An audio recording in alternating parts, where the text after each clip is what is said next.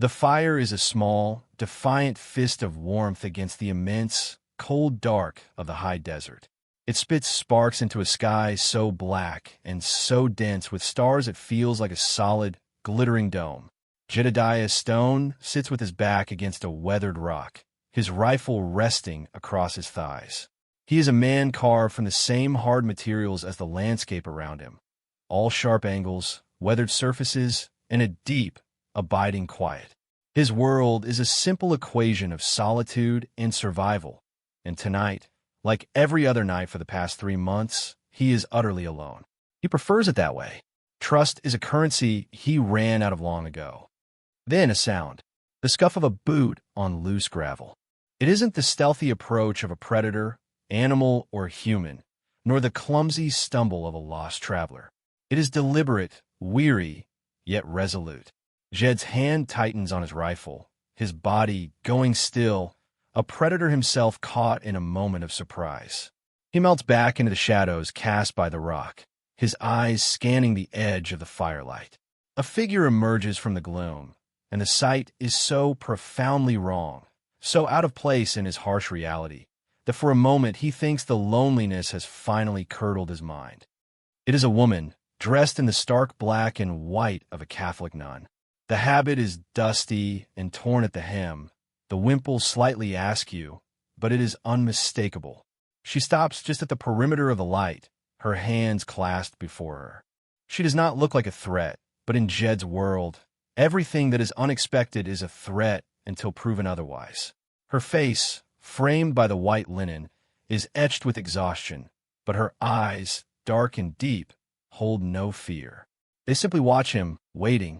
He is a ghost in the shadows, and she is an apparition in the firelight. The silence stretches, thick and heavy, broken only by the crackle of burning mesquite. He can feel the weight of his past, the bounty on his head, pressing down on him. She is a symbol of a world he left behind, a world of laws and God and forgiveness, things he no longer has any use for. And yet, she is here, in his camp at his fire. Well, that's one way to meet. Before these two figure each other out, tell us, what's the most unexpected way you've met someone important? Share your story in the comments. And if you love a surprising romance, hit that like button. She is a nun, alone and on foot, miles from any town, mission, or sign of civilization. This fact is a jagged stone in the smooth pond of his solitude. In this land, a lone woman was a target. A lone nun was a paradox that could get a man killed.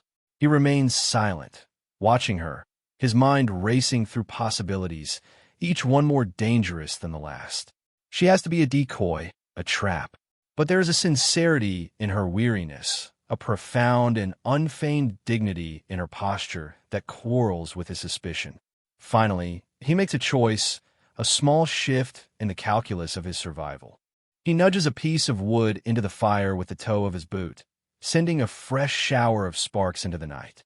It is the barest form of invitation.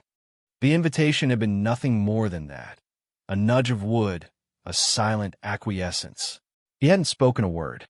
He'd simply moved his saddle to one side of the fire, a clear indication of a boundary, and returned to the shadows of his rock, rifle still held loosely in his hands. He watched as the nun moved with a stiff grace, her exhaustion palpable in every line of her body. She settled on the opposite side of the fire, her back straight, her hands folded in her lap. She murmured something he couldn't hear, her head bowed, a prayer, he presumed. It was a foreign gesture in this godless expanse of rock and scrub. Jedediah Stone was not a man given to charity. The West had scoured that from him, along with most other gentle sentiments. He was wanted for robbing a Union Pacific payroll train in Nebraska, a fact that had kept him moving south and west through territories where the law was thin and a man's wits were his only true companion. The Pinkerton National Detective Agency, relentless and methodical, was on his trail. He knew it in his bones. He'd seen their signs, a freshly shod horse where no horse should be, a cold campsite with machine-rolled cigarette butts left behind. They were hunters, and he was the quarry. Sharing his fire with a stranger, especially one as conspicuous as a nun, was a fool's gambit. It was a beacon in the dark, drawing attention he couldn't afford. Yet, he hadn't turned her away. Looking at her, he'd seen not a decoy or a threat, but a profound vulnerability that pricked at a long-dormant part of his conscience. Her face, though pale with fatigue, held features that hinted at a story more complex than her habit suggested. High cheekbones, a strong line to her jaw, and eyes so dark they seemed to drink the firelight. Under the dust and weariness, there was something of this land in her face, something that didn't belong in a European convent. He tossed a piece of hardtack and a strip of jerky across the fire. They landed softly in the dust near her feet. She looked at the offering, then up at him, her expression unreadable. For a long moment, she did nothing. Jed felt a flicker of irritation. He wasn't running a soup kitchen. He was about to grunt something dismissive when she bent down, picked up the food, and carefully wiped the dust from it with the sleeve of her habit. She broke the hardtack in two and ate one half slowly, methodically, as if measuring out her energy.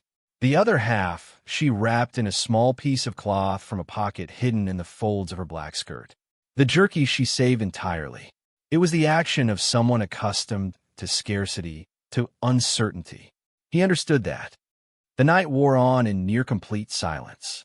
He cleaned his rifle, the familiar, methodical clicks of metal on metal comfort. She pulled a dark, wooden rosary from her pocket, its beads worn smooth with use. Her fingers moved over them, her lips moving silently. The sight was strangely calming. The fire, the stars, the quiet ritual of his gun cleaning, and her prayer. It created a small pocket of peace in a world that was anything but. He must have dozed, lulled by the quiet rhythm of the night. The first hint of dawn was a pale, gray line sketched across the eastern horizon.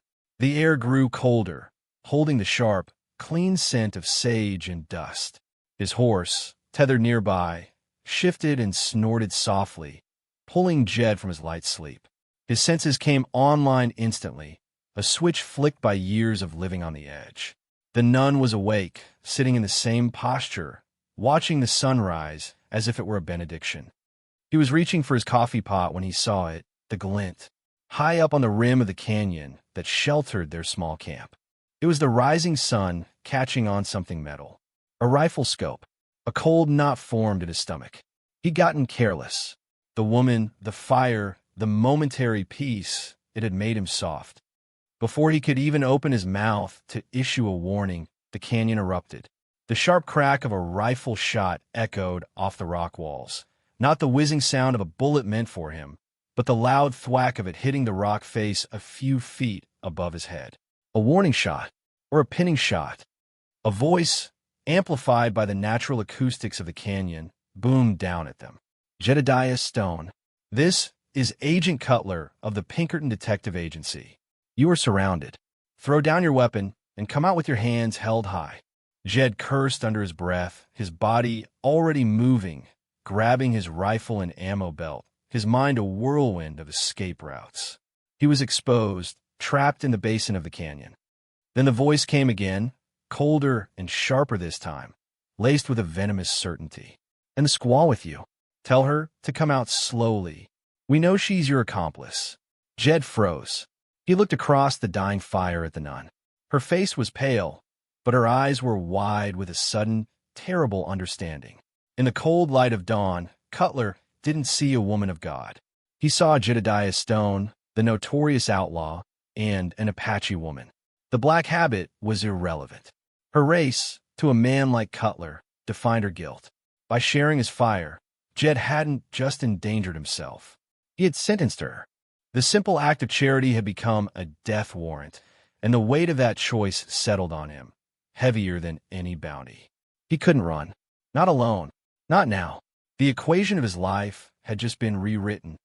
The canyon air was electric with menace. Cutler's words hung between the rock walls, a verdict already delivered. Jed's mind, usually a sharp, cold instrument of survival, was momentarily cluttered. Squaw. Accomplice. The casual cruelty of the accusation was like a physical blow. He glanced at the nun. Her name, her station, her God, none of it mattered to the men on the ridge. They saw what they wanted to see, a narrative that fit their prejudices. Jed's first instinct, honed by months of flight, was to bolt. He knew a dozen ways to use terrain to his advantage to become a ghost in the rocks. But the instinct died before it could take root. He saw the woman, her knuckles white where she gripped her rosary, her dark eyes fixed not on the ridge above, but on him. In them, he saw not accusation, but a question. It was the same silent, waiting stillness from the night before, but now it was freighted with a terrible urgency. "Get behind a rock," he rasped, his voice rough from sleep and disuse. "Stay low." She didn't hesitate. She scrambled from the firelight, moving with a swiftness that belied her heavy robes, and pressed herself into the space behind the large boulder that had been his backrest. Jed followed, dragging his saddlebags with him. The world shrank to the small patch of ground behind the rock, a temporary sanctuary from the unseen eyes above. Another shot rang out, chipping stone from the top of their meager cover. They were trying to intimidate, to unnerve. "Give it up, Stone!" Cutler yelled again. "Don't make this harder than it needs to be." "Stay here," Jed ordered, his mind beginning to clear, to slip back into the cold, familiar calculus of a fight.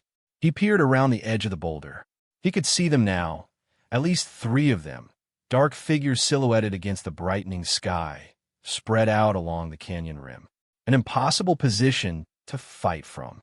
A death trap. He ducked back. The nun was watching him, her breathing steady. There was no hysteria, no weeping. A strange, quiet strength radiated from her. "They think I am with you," she stated. It was not a question. "They're not the thinking type," Jed grunted, checking the load in his Winchester. "They see what they want to see." He risked another look. The canyon was a natural bowl. The only way out was the way they'd come in, a wide, exposed path now certainly covered by Pinkerton rifles.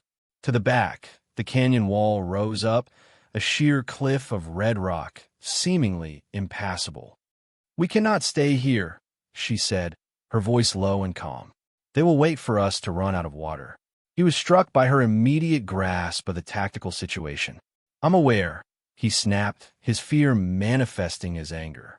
He was angry at Cutler, at the world, but mostly at himself for this lapse in judgment. "My name is Sister Teresa," she said, as if it were important to establish this fact in the face of imminent death. "Jed," he replied, his eyes still scanning the cliff face above them, searching for any crack, any ledge, any miracle. They seemed to know that already. A grim understanding passed between them.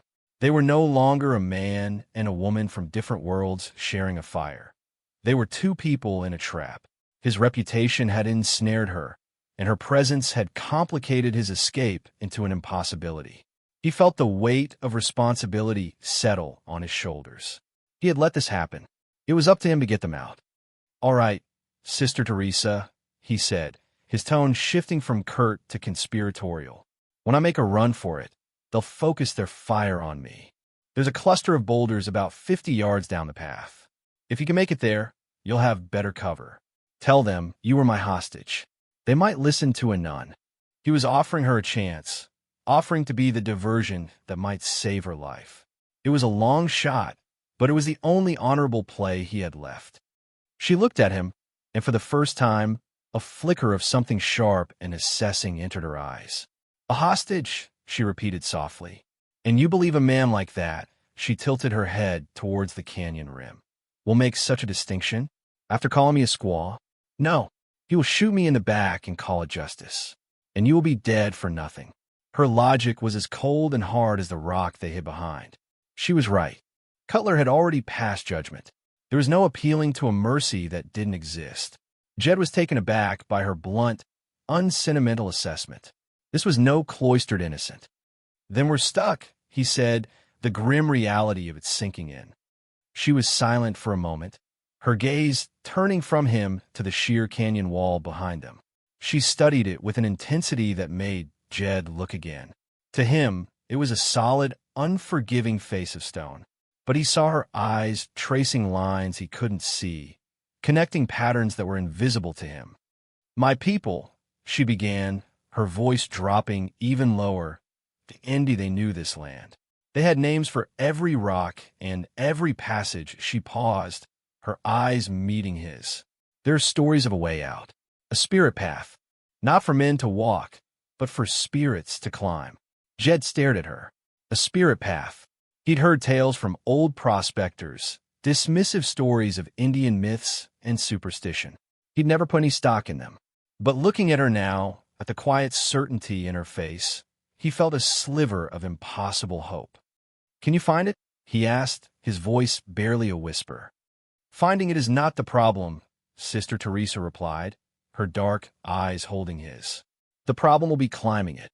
The chase began not with a gallop, but with a scramble. Jed laid down a screen of suppressing fire, the Winchester bucking against his shoulder, the shots echoing Cutler's in a violent conversation across the canyon. He didn't aim to hit, only to make the men on the ridge duck their heads for a precious few seconds. "Now," he yelled. Sister Teresa moved. She hitched up the heavy skirts of her habit, revealing practical, worn leather boots beneath, and ran.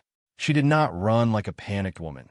She ran with a low, ground-eating stride, her body a study in grim efficiency. She reached the base of the sheer rear wall as Jed fired his last covering shot and sprinted after her, bullets kicking up dust around his heels. They flattened themselves against the rock, hearts hammering, the air tasting of cordite and fear.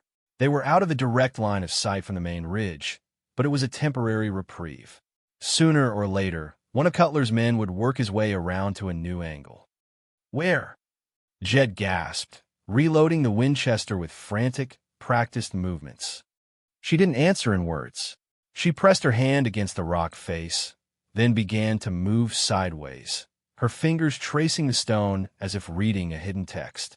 She led them along the base of the cliff for 100 feet, into a deep crevice choked with ancient, thorny brush. It seemed like a dead end. "In here," she said, and pushed her way through the tangled branches. Jed followed, the thorns tearing at his clothes and skin. Inside the crevice, hidden from view, was a fissure, a dark vertical crack in the rock no wider than a man's shoulders. It was the path she had spoken of. It wasn't a path at all. It was a chimney, a brutal, upward struggle. "This is it?" he asked, his skepticism warring with a desperate need to believe. "This is it," she confirmed. "We must climb. Now." And so they climbed. The first 50 feet were a claustrophobic nightmare of scraped knuckles and burning muscles. They wedged their backs against one side of the fissure and walked their feet up the other, inching their way towards the sky. Jed, burdened by his rifle and saddlebags, found the going brutally slow. Sister Teresa, unencumbered and surprisingly agile, moved above him, her soft words of guidance a strange counterpoint to his labored breathing and curses. "Handhold to your left. A footrest here, it is solid." She seemed to know the rock intimately, as if it were a living thing. Her knowledge was not of geology, but of story, of memory. "My grandmother told me of this place," she panted, her voice echoing in the narrow space. "She said our warriors used it to escape the bluecoats long ago." He grunted in response, too winded to speak. He was an outlaw, a man who prided himself on his self-sufficiency, yet here he was, trusting his life to the whispered legends of a nun. The irony was not lost on him. They emerged from the chimney onto a narrow ledge, gasping for air. They were perhaps a third of the way up the canyon wall. Below, they could hear muffled shouts. The Pinkertons had realized their quarry had vanished and were beginning to search the canyon floor. They didn't have much time. The ledge wound its way precariously upward. In places, it crumbled away to nothing, forcing them to make terrifying leaps across gaps with a sheer drop below. Jed, with his longer legs, went first, then reached back to help her across. The first time his hand closed around hers, he was struck by the firmness of her grip. Her hand was small and calloused, not the soft hand of a cloistered sister, but the hand of a woman who knew work and hardship. In that simple, desperate contact, a new understanding passed between them. They were no longer Outlaw and Nun. They were partners in a climb for their lives. For 2 days, They traveled across the high, unforgiving plateau. The pursuit was relentless. They saw the dust of Cutler's horses in the distance, a constant, menacing presence on the horizon. They moved mostly at night, using the stars for navigation, or rather, Sister Teresa used them. Jed's knowledge was of trails and towns, the geography of men. Hers was of the land itself, the celestial map her people had followed for generations. Their supplies dwindled to almost nothing. The jerky was gone, the hardtack a distant memory. Hunger became a dull, constant ache. It was Sister Teresa who kept them from starving. She recognized the edible roots of a yucca plant, digging them from the rocky soil with a sharp stone. She pointed out a small, bitter berry he would have ignored, cautioning him to eat only a few. She showed him how to find water, not in a flowing stream, but by looking for certain types of vegetation that signaled moisture deep beneath the sun-baked earth. They would dig for hours in the shade of a rock outcropping to uncover a patch of damp, muddy sand from which they could suck precious, gritty mouthfuls of water. Jed watched her, his initial astonishment giving way to a deep, grudging respect. He had seen her as a liability, a fragile piece of civilization he had to protect. He was wrong. In this environment, she was far more capable than he was. Her Apache heritage, buried for years beneath a black habit and Catholic dogma, was re-emerging, summoned by necessity. She was a survivor, same as him, just with a different set of tools. One afternoon, sheltering from the brutal sun in the shadow of a rock formation that looked like a skeletal hand, he worked on his boots, stitching a loose sole with a piece of wire from his saddlebags. Sister Teresa sat nearby, her head bowed. He thought she was praying again, but then he saw her hands were busy, weaving dry grasses together into a tight, intricate pattern. "What are you making?" he asked, his voice raspy from thirst. She looked up, holding out her work. It was a small, tightly woven basket, no bigger than his palm. "A vessel," she said simply. "For water. If we find a seep, we cannot carry the water in our hands." It was ingenious, practical, and something he would never have conceived of. He just nodded, a lump forming in his throat. He had been so focused on the tools of his trade, his gun, his knife, his knowledge of pursuit and evasion, that he had forgotten the more fundamental arts of survival. That night, as they huddled together for warmth against the biting desert cold, the silence between them felt different. It was no longer the awkward silence of strangers, but the comfortable quiet of companions who had faced death together and lived. "Why?" he asked, the question rising unbidden from the depths of his exhaustion. "Why did you leave the mission? Why were you out there alone?" She was quiet for a long time, looking up at the sprawling, indifferent stars. "There was a sickness," she said finally, her voice soft and heavy with memory. "A fever that took many of the children at the San Xavier mission. The priest, he had his own ideas about medicine, prayer, and scripture. He forbade us from using the old remedies." She paused, her breath misting in the cold air. "I was raised at that mission. I took my vows there, but I was born NDE. My grandmother was a healer. I cannot stand by and watch the children die while the knowledge of my people went unused." Her story tumbled out in quiet, measured phrases. She had defied the priest, secretly treating the Apache children with herbal poultices and teas she remembered from her own childhood. Some had recovered, but when the priest found out, his fury was absolute. He accused her of witchcraft, of paganism. He had cast her out. She was to travel to another, stricter mission in the north to do penance. The guide the priest had hired, a drunk and brutish man, had taken her money, led her 2 days into the wilderness, and abandoned her there to die. "He told me God would provide," she finished, a note of quiet bitterness in her voice. "Instead, I found your fire." Jed listened, a cold fury building in his chest. He, a wanted outlaw, was judged a sinner by every law of God and man. But this priest, this supposed man of God, had condemned children to death out of pride and sentenced this woman to a slow, lonely end in the desert out of spite. The hypocrisy of it was a bitter pill. "He's the sinner, not you," Jed said, the words torn from him. It was more than he had said about his own beliefs, or lack thereof, in years. She turned her head to look at him, her face a pale oval in the starlight. "Sin is a heavy burden, Jedediah," she whispered. "We all carry our share." He thought of the payroll train, of the money he had taken, money he had long since lost or spent just to stay alive. He had told himself it was justice, vengeance for his family, who had been ruined by the same railroad company. But in the stark clarity of the desert night, sitting next to this woman who had sacrificed everything for a principle, his own motives felt muddy and small. They pressed on, the silent dance of pursuit and evasion becoming a grueling routine. The Pinkertons were good. Jed had to give them that. Cutler was like a hound with a scent, patient and implacable. They were forced into ever more desolate territory, a labyrinth of canyons and mesas where the sun beat down like a hammer, and the only shade was the fleeting shadow of a buzzard circling high overhead. One day, they found a clear sign the chase was taking its toll on the hunters as well. In a dry wash, they came across a dead horse. It was a fine animal, well shod, bearing the brand of the Pinkerton Agency.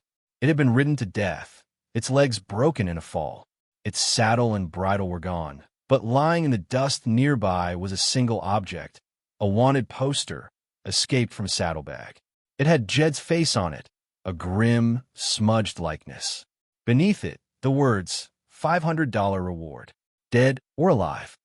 Sister Teresa picked it up. She smoothed out the creases, her expression unreadable as she stared at the face of the man sitting beside her. Jed's gut tightened. This was the moment. The moment she would see him for what he truly was in the eyes of the world. A piece of paper worth $500. A criminal. He expected her to recoil, to look at him with fear or judgment. She held the poster for a long time. Then, without a word, she folded it neatly into a small square.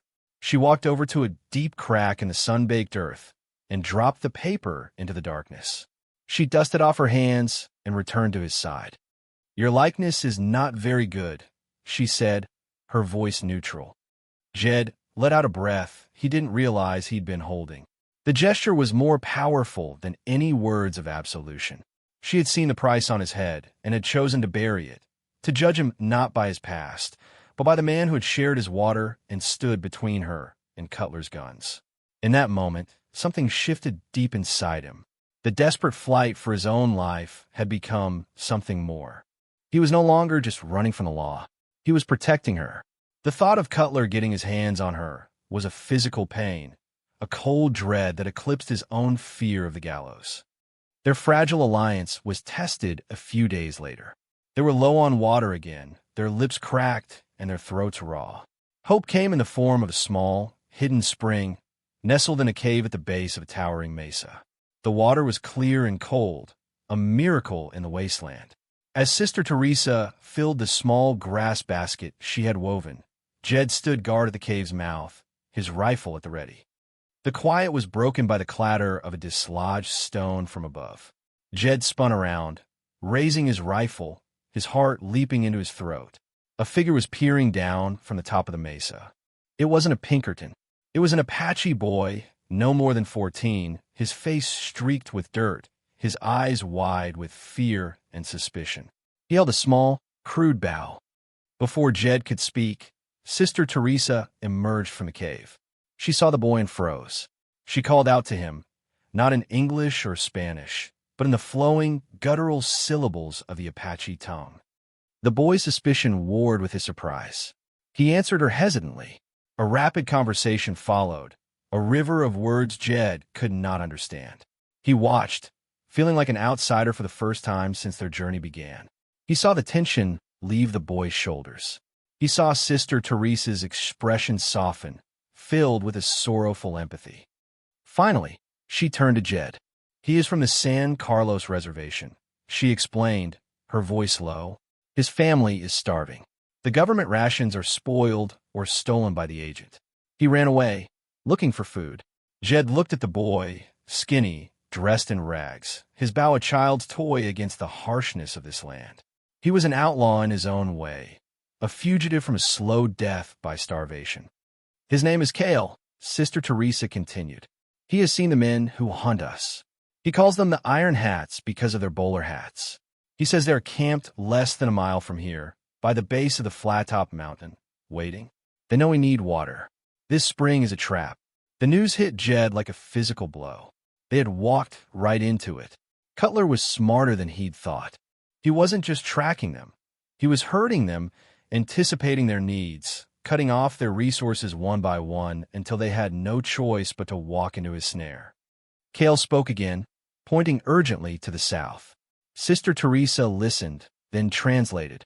He says there's a place, a stronghold his people used to use. The Canyon of the Echoing Souls. It is a box canyon, a trap if you do not know the way out. But there is a secret trail. He can lead us there. It was a desperate gamble, trusting a boy they'd just met, walking willingly into another canyon. But their options had narrowed to a single point. Starve, be captured, or trust the boy.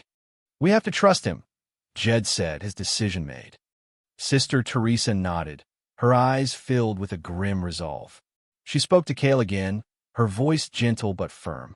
The boy looked at Jed, at his rifle and his worn, dangerous appearance. He hesitated. Sister Teresa placed a hand on the boy's shoulder.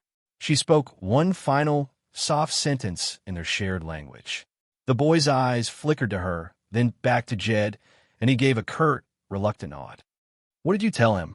Jed asked as they prepared to move out, leaving the life-giving water of the spring behind.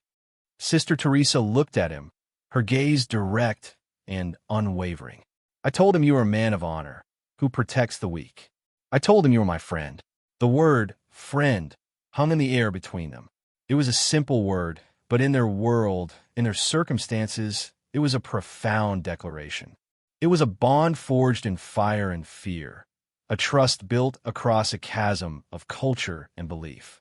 Jed felt its weight, its truth. He was no longer a loner. He was part of a we.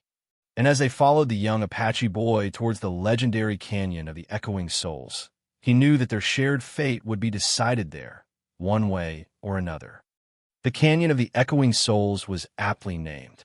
The wind soughed through its narrow entrance, creating a mournful, whispering sound that seemed to carry the voices of generations.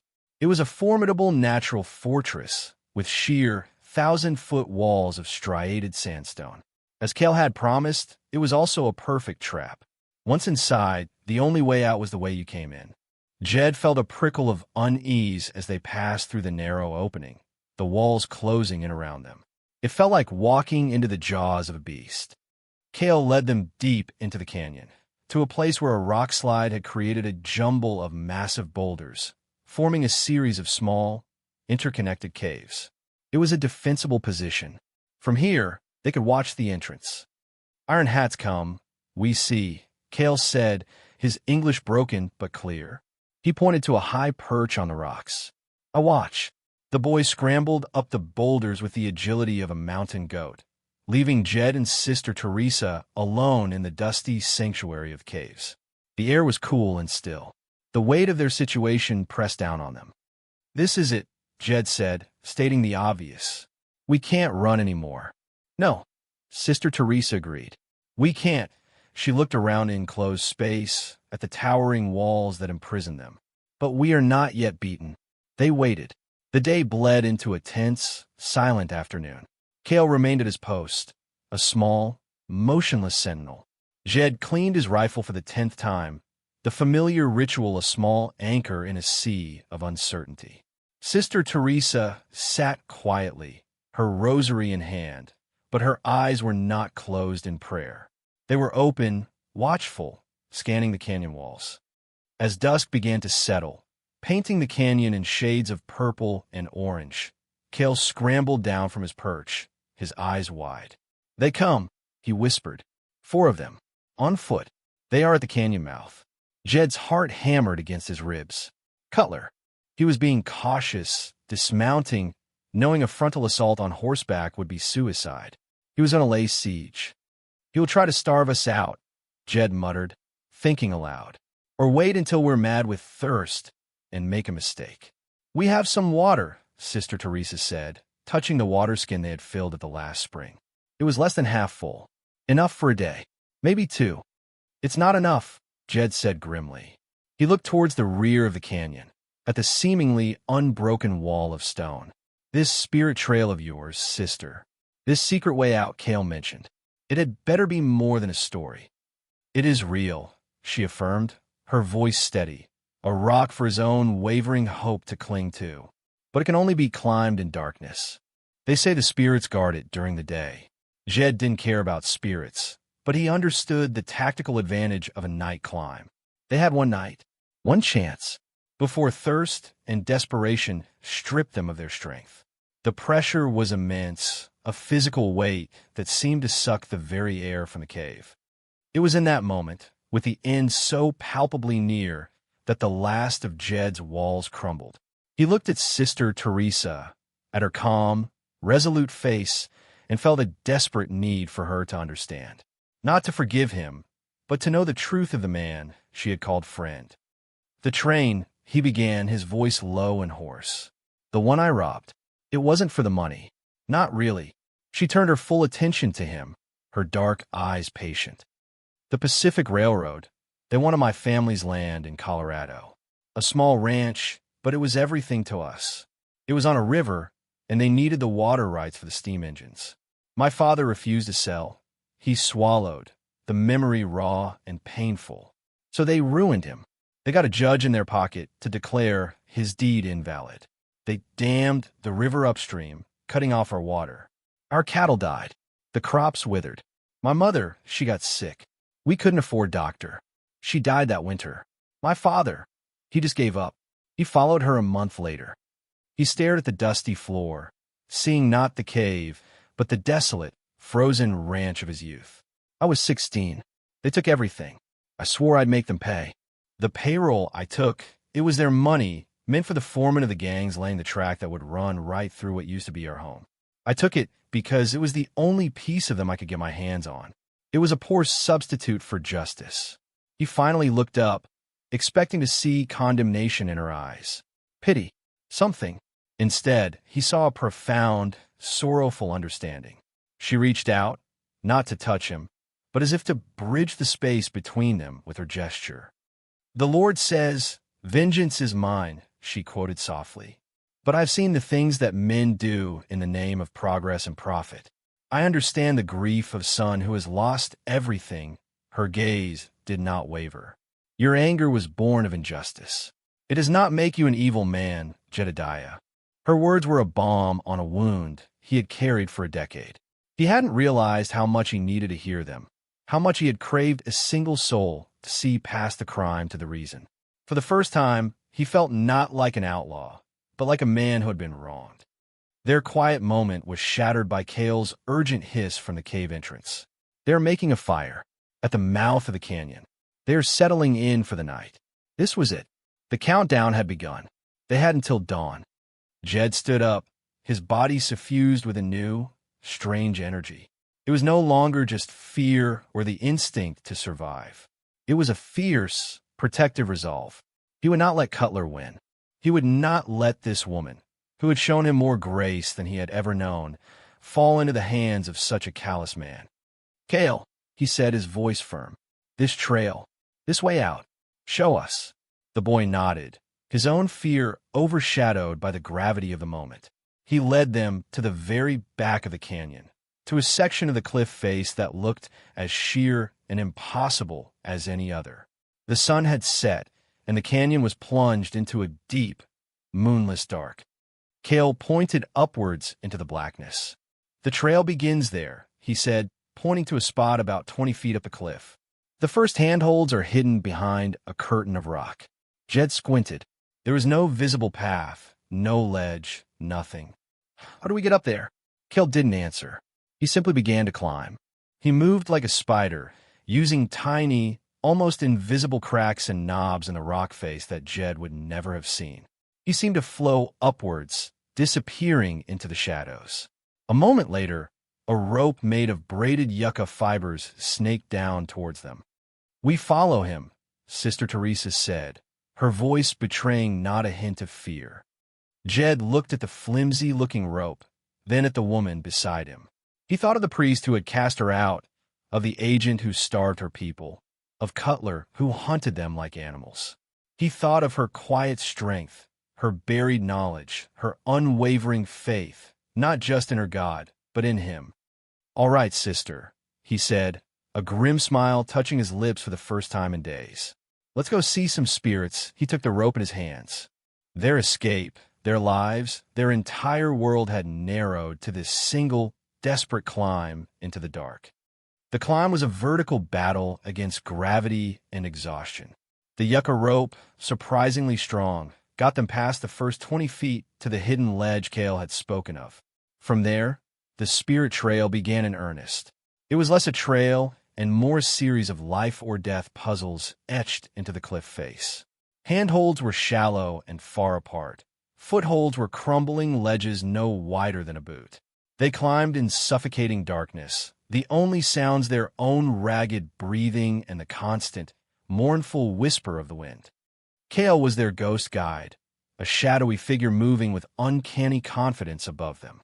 Jed, his larger frame and the weight of his gear, a constant liability, found himself relying utterly on the boys' whispered directions and Sister Teresa's quiet encouragement from below.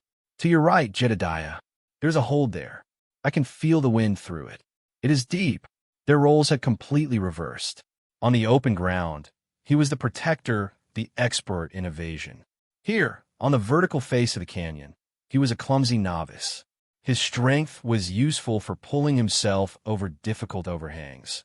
But it was their knowledge, her faith in the stories and the boys' inherited memory of the path, that was keeping them alive. Hours bled into one another. Every muscle in Jed's body screamed in protest. His fingers were raw, his knuckles bloody. Below, the Pinkertons' campfire was a single malevolent red eye, a constant reminder of what would happen if they fell. Once, Jed heard Cutler's voice drift up, faint and distorted by the wind, shouting his name. The sound only fueled his resolve. The most terrifying moment came 2/3 of the way up. They reached a gap, a chasm in the trail nearly 10 feet across. A horizontal leap in the dark, with a 1,000-foot drop as the penalty for failure. Cale, light as a feather, made it across with terrifying ease. Jed knew he could make the jump, but he worried for Sister Teresa. "I will go first," he said, his voice tight. "When I'm across, I'll find a way to help you." He backed up, took a running start on the narrow ledge, and leaped.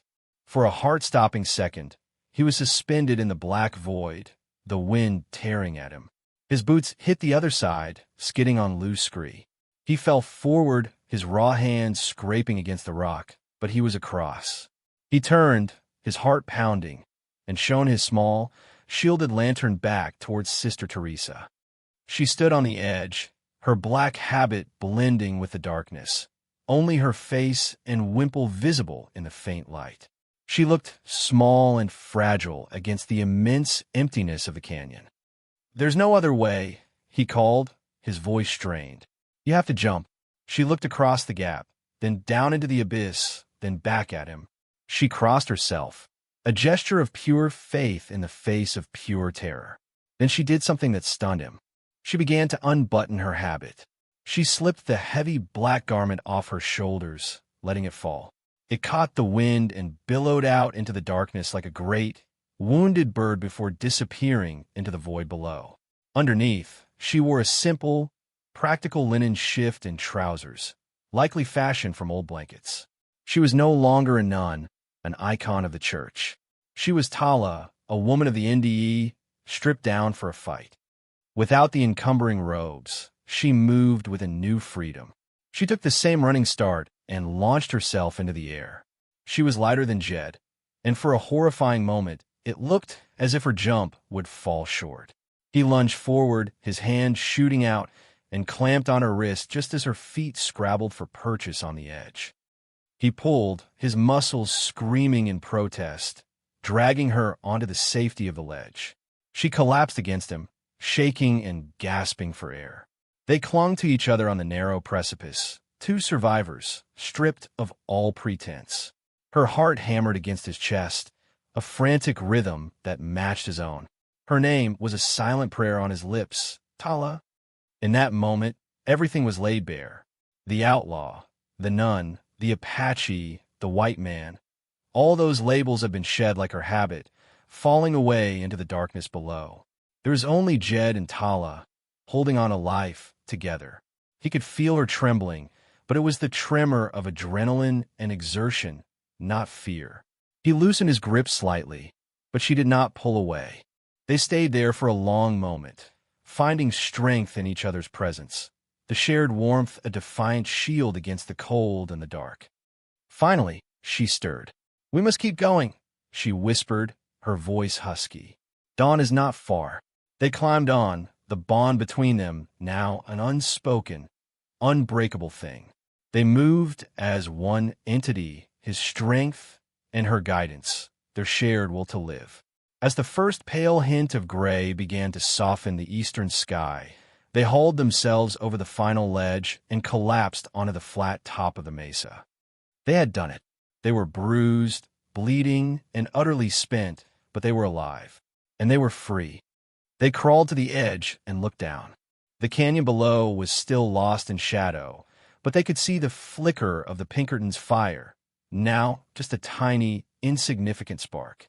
As the sun rose, they watched as 4 figures, Cutler and his men, cautiously entered the box canyon, rifles ready, moving towards the caves where they had hidden. They were walking into an empty trap.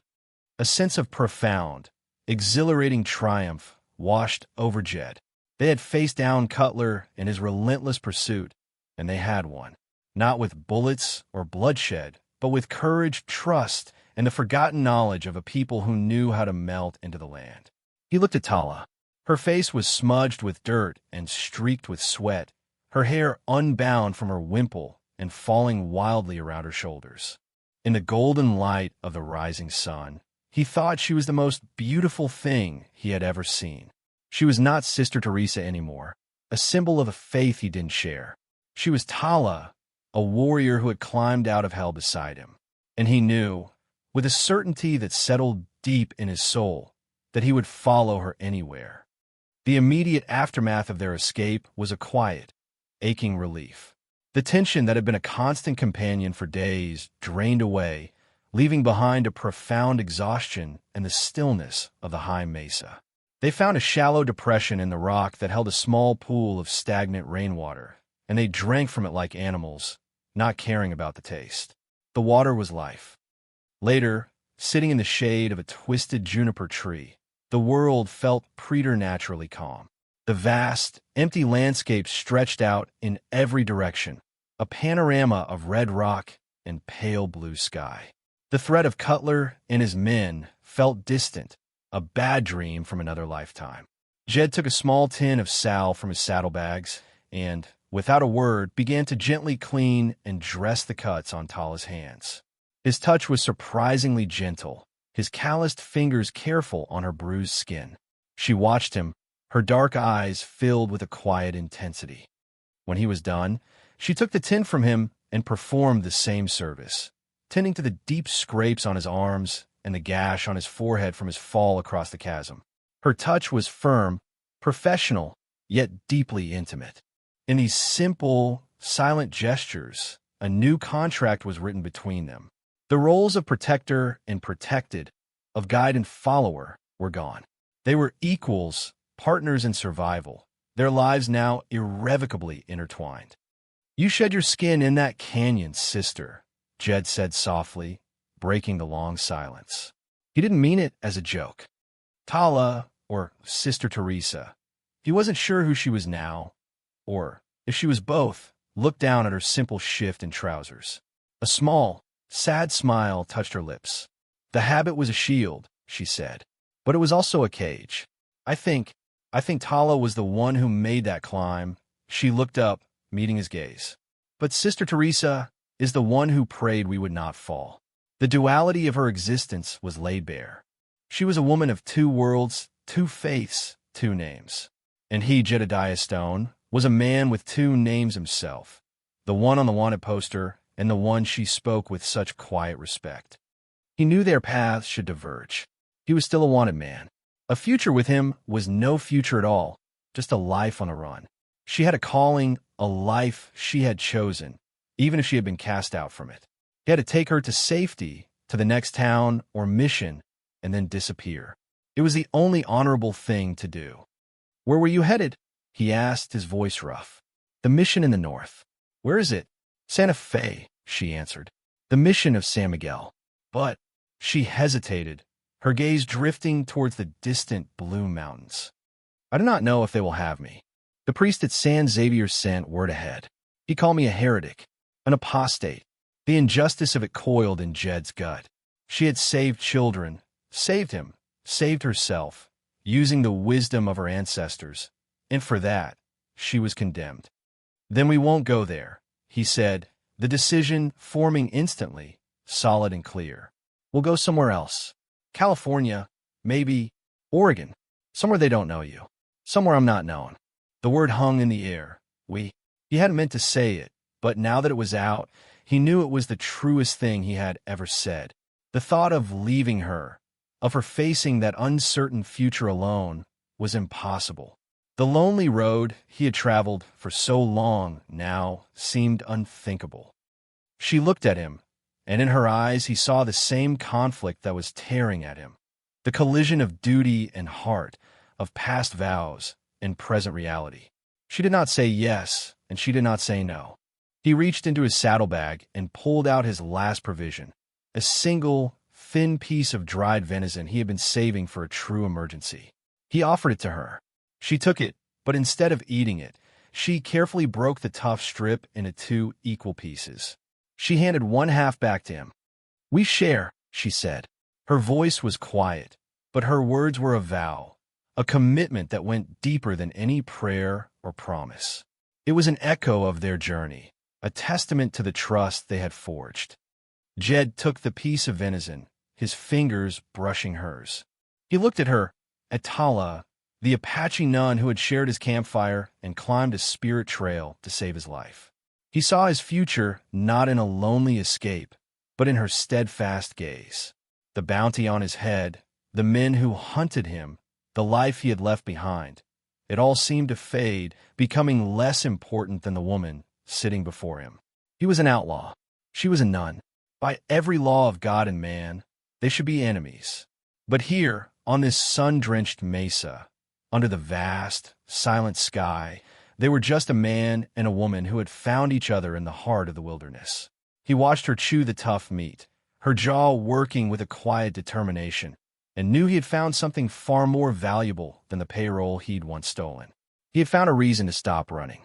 He had found his grace. Thanks for watching. If you believe in compassion, overcoming prejudice, and finding love in unexpected places, give this story a like and subscribe for more. This story showed love and heroism where least expected. What was your favorite moment of connection between them? Tell us in the comments.